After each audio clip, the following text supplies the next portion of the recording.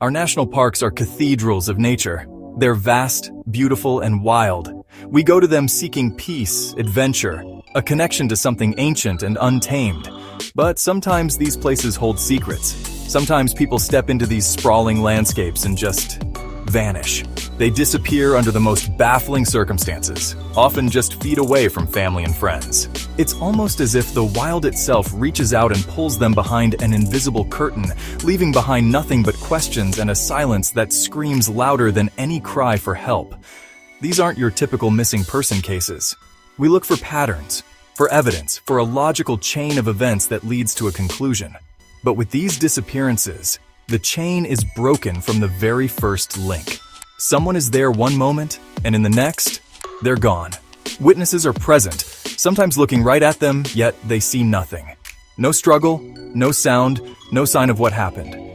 Search and rescue teams bring dogs, helicopters, cutting-edge technology. They comb every inch of the area where the person was last seen, yet they find a pristine scene. These mysteries force us to confront a terrifying possibility, that we don't fully understand the places we think we know. These cases suggest there are variables we can't account for. The wilderness operates by its own set of rules, some of which remain hidden from us. These are the stories of those who crossed a line they didn't even know was there, and vanished right before our eyes, leaving us to wonder what lurks just beyond the edge of our perception.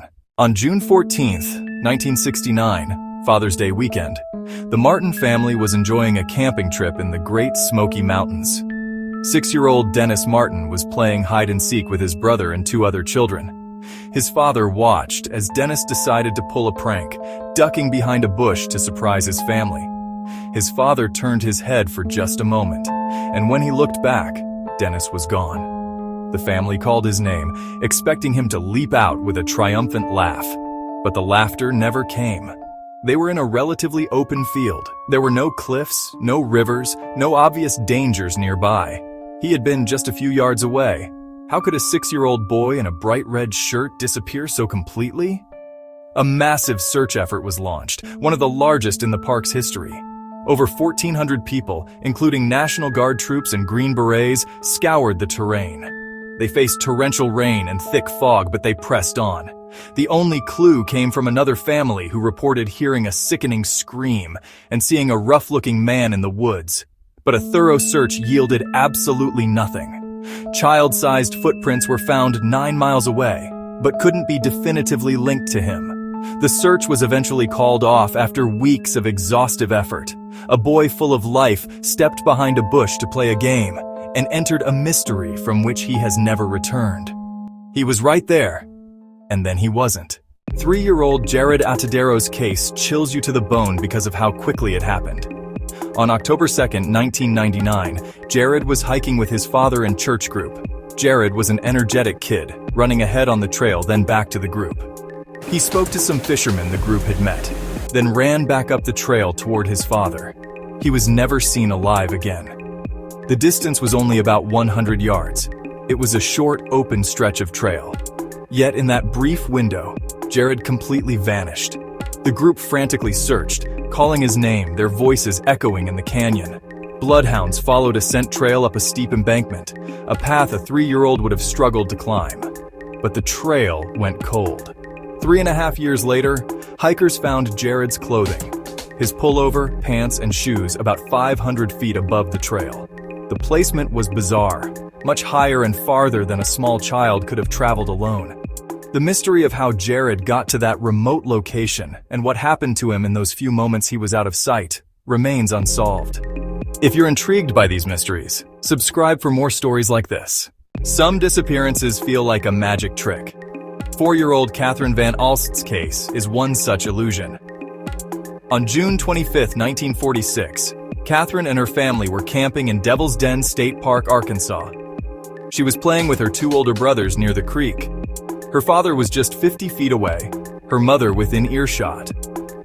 Catherine was there, playing in the water, then she was gone. Her brothers simply looked away for a moment. When they looked back, she had vanished. They didn't hear a splash, a scream, or any sound out of the ordinary. They immediately called for their parents, who rushed to the creek. They searched the shallow water and surrounding banks, but found no sign of her. Hundreds of volunteers and law enforcement combed the park for any trace.